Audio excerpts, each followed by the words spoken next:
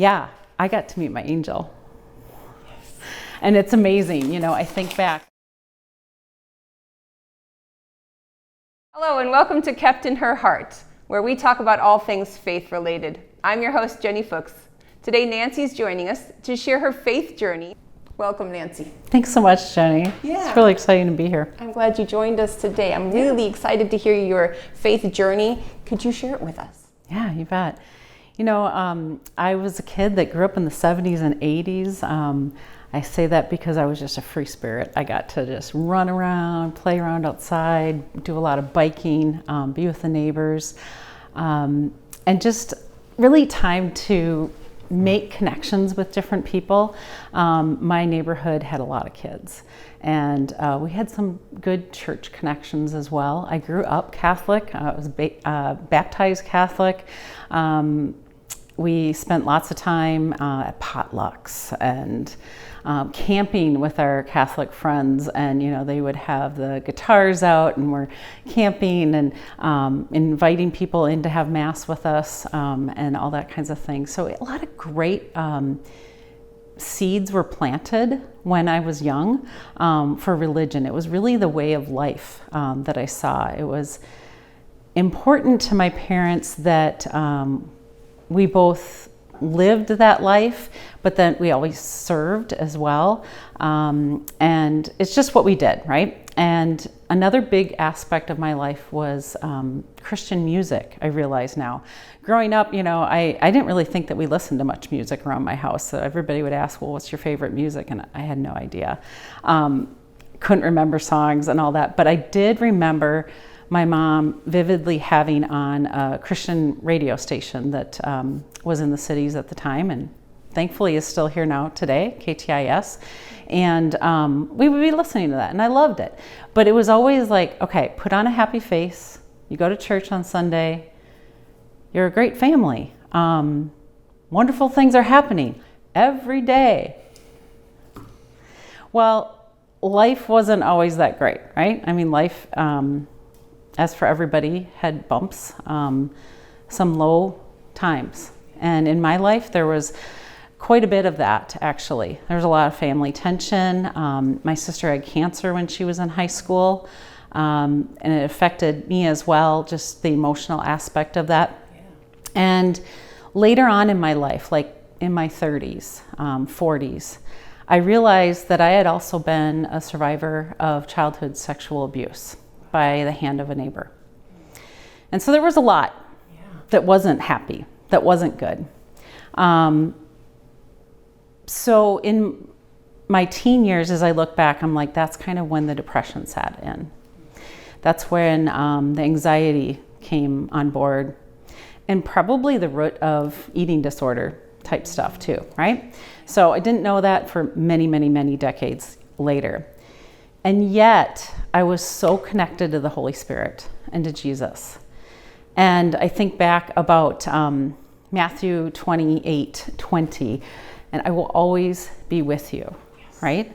And I've always had that in my heart, that I realize that Jesus has always been with me and walked through a lot of dark valleys with me, and many times, and that really helped me get through. And I'm so very grateful for my parents being able to sow seeds of faith and religion. Like I had mentioned, my mom listened to a lot of Christian radio, off and on.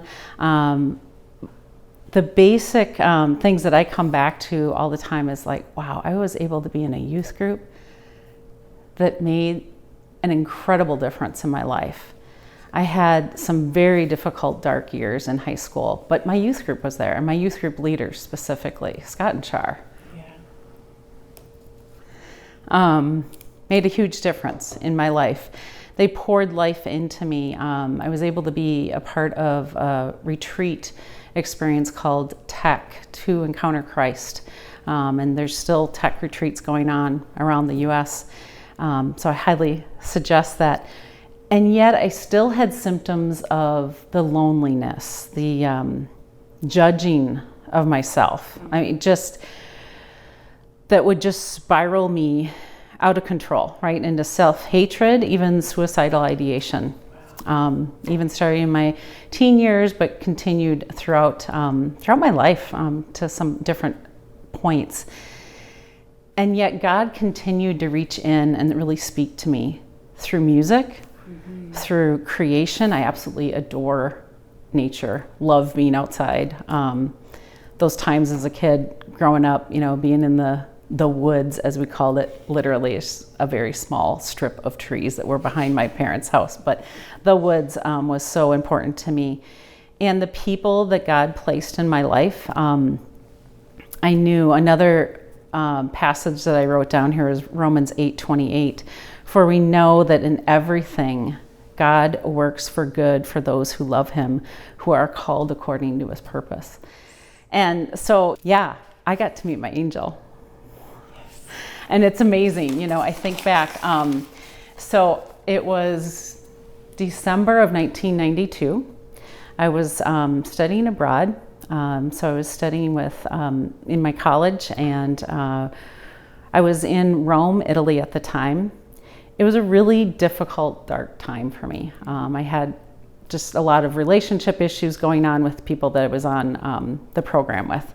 And now that I look back, I really realize my mind was set on that performance-driven mentality that I had always thought was important. And school was rough. I was an elementary ed major, and all of a sudden you go to study abroad in Greece and in Italy, you're learning about art, you're learning about ancient art, you're learning history. Those were not my things. Sure. But I wanted to be there, and I knew God was drawing me there for a reason. But I was in this very dark time, and that day I needed to go to the Vatican to do a paper on actually St. Peter's chair. It's in an asp, I don't know how to pronounce that, but at the far end of the Vatican, okay? So I'm going to do this paper, and it's quite a distance from the hotel to the Vatican, so I took the bus, and it's raining, and I'm like cold, and I got my big jacket on, and I noticed this gentleman just looking at me, and I thought, yeah, right?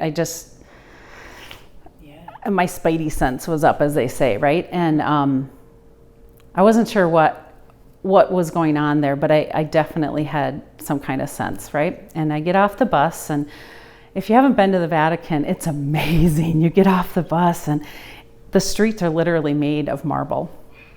It's beautiful, right? And as I had said, it was raining that day, and I slipped on the marble, and I was just like, oh, great.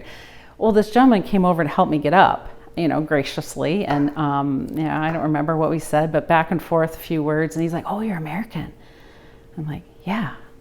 He's like, oh, I thought you were German. And I was like, no, and we just started a conversation. I don't remember exactly what it was, but I just immediately felt at ease. I'm like, oh, I don't need to be worried about this, even though because of my past experiences, I had always had that guard up. Right. And anyways, I had learned he was there for just a few days, and he wanted to tour the Vatican. And I was like, well, I actually know a few things. Let me share with you what I've learned in my class, right? Yeah. So I'm walking him around the Vatican, and we finally get to the back part where this is, and I'm like, that performance anxiety kicks in, right? I'm like, no, I got to get my paper done. Right. So I sit down, and I worked on the paper for, an hour or something, and he comes back later, and I'm like, oh, he's back, and I'm feeling pretty down, missing my boyfriend, who now is my husband, but just wondering, what has God got for me? And why does this gentleman keep coming back to me and asking me about my faith story and where I am at and how am I? And I finally was able to just let my guard down. And, it was interesting that piece of art is a dove, which is a symbol of the Holy Spirit. And it's golden. It's yellow, it's white, it's a starburst. And it's always been something that intrigues me when you can see the sun and you actually see the actual rays coming out sometimes. Sometimes you see it really good if you got your sunglasses on, right? Yeah. And I remember that day thinking, okay, Holy Spirit, there we go. You know, it just felt like he came down, and this gentleman said, well, let's go to lunch. And, you know, I was just, and that insecurity came back, right? Mm-hmm. But I was like, no, this is okay. And we went, we talked for hours, told him about all these experiences that I had been having and difficulties that I was having at the moment. And I'm thinking, why is he spending time with me? Why does he want to know my story?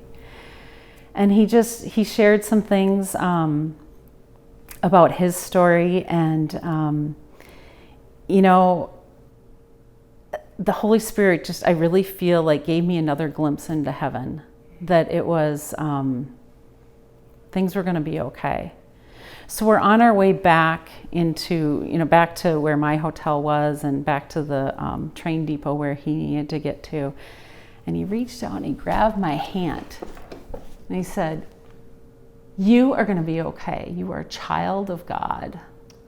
And I thought, okay. But it just put me at such ease, right? That phrase, you are a child of God, has echoed throughout 31 years since I saw him back in 92. And I really felt like at my darkest hour, I remembered that I will be okay.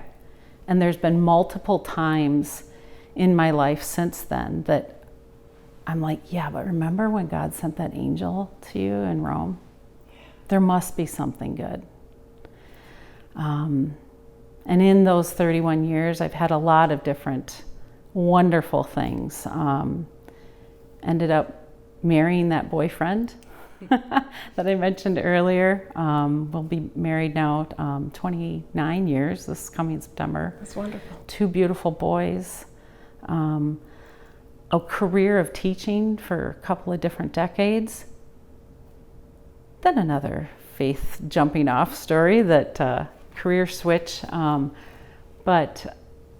it brought me to the depths again and made me really wonder, well, wait, where are you, God? Mm-hmm. And I had to really cling back to, you're a child of God, you're going to be okay. Yes. You need to continue on with what God is presenting to you. And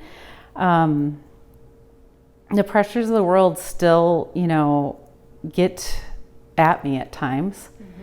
And I've learned in the last year or two, I've heard more at this new church that I've been at about spiritual warfare. And I'm like, there is a lot out there going on. Yeah.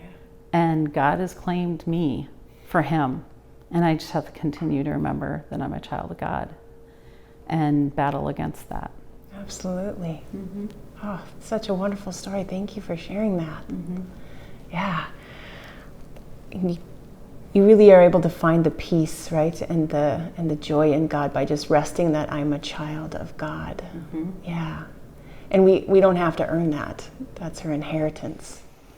Yeah. It's sometimes hard to remember that, though. It is. Right? It is. It's easy to go back into that performance mentality and that I have to do.